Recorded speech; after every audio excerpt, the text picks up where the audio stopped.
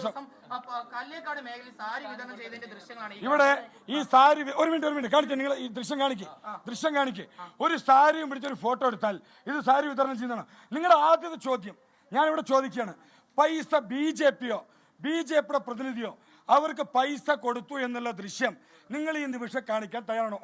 ഒരു മിനിറ്റ്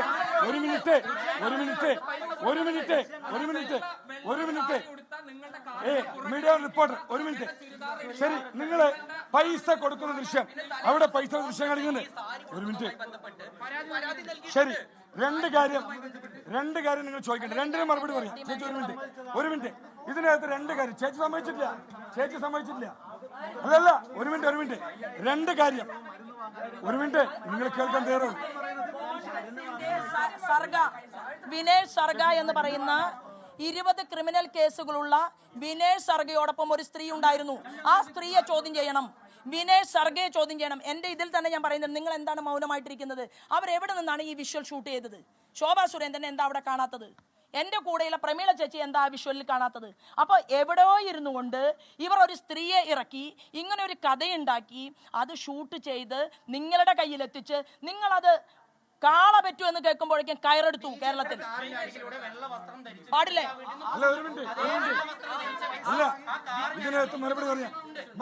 അങ്ങനെയാണെങ്കിൽ അയാൾക്ക് അതെന്തുകൊണ്ട് അവർ ചിത്രീകരിച്ചില്ല? എന്റെ കാറിൽ പൈസ കൊടുക്കുന്ന വിഷ്വൽ പൈസ കൊടുക്കുന്ന വിഷ്വൽ ഒന്ന് കാണിച്ചേ.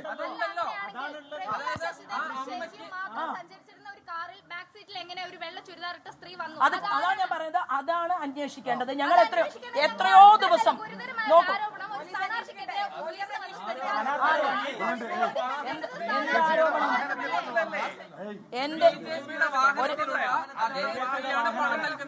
അതായത് ഞാൻ പറയാം, ഒരമ്മയെ കാണാൻ പോകുന്നത് ഷൂട്ട് ചെയ്ത ഉണ്ടല്ലോ.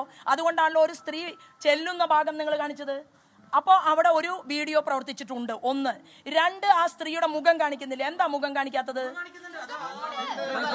ഇല്ല, കാണിക്കുന്നത്. അല്ല, ഒരു മിനിറ്റ്. ഇതിനകത്തല്ലായിക്കോട്ടെ, തുടക്കം മുതൽ നമ്മൾ ചോദിക്കുന്നുണ്ട് പൈസ കൊടുക്കുന്ന വീഡിയോ എവിടെ? പൈസ കൊടുക്കുന്ന വീഡിയോ എവിടെ? കാണിക്കൂ. പൈസ കൊടുക്കുന്ന വീഡിയോ കാണിക്കൂ.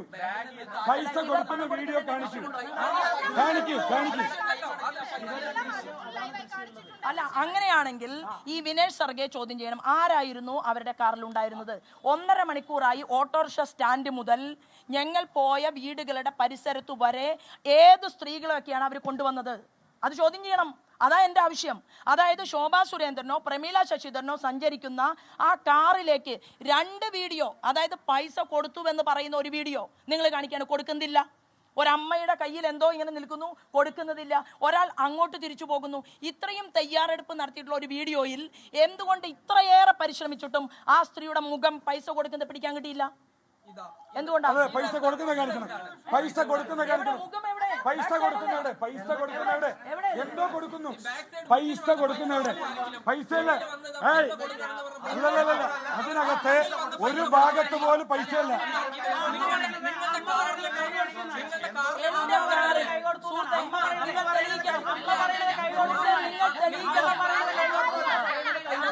പൈസ കൊടുത്തു പറഞ്ഞു. പൈസ കൊടുത്തു.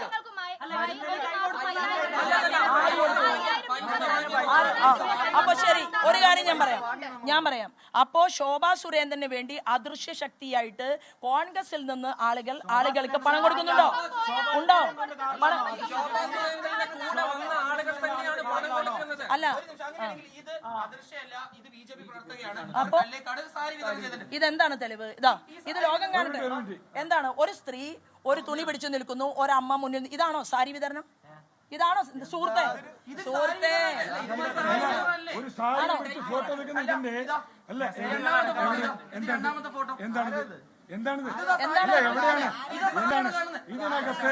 ഇതിനകത്ത് സാരി വിതരണം എന്താണെങ്കിലും സ്വപ്ന പദ്ധതികളെല്ലാം വളരെ നന്നായിട്ടുണ്ട്, വിശേഷമായിട്ടുണ്ട്. അതായത് അല്ലല്ല, ഞാൻ പറയട്ടെ, ഞാൻ ഒരൊറ്റ വാക്ക് പറഞ്ഞ് അവസാനിപ്പിക്കുകയാണ്. എനിക്ക് വേറെ പണിയുണ്ട്, എനിക്ക് ഒരുപാട് ആളുകളെ കാണാനുണ്ട്. തീർച്ചയായിട്ടും ഈ തെരഞ്ഞെടുപ്പിൽ 35,000 വോട്ടിനെങ്കിലും ഭൂരിപക്ഷത്തിന് ഞാൻ ജയിക്കുന്നത് കാണുമ്പോൾ മാധ്യമ സുഹൃത്തുക്കൾക്കും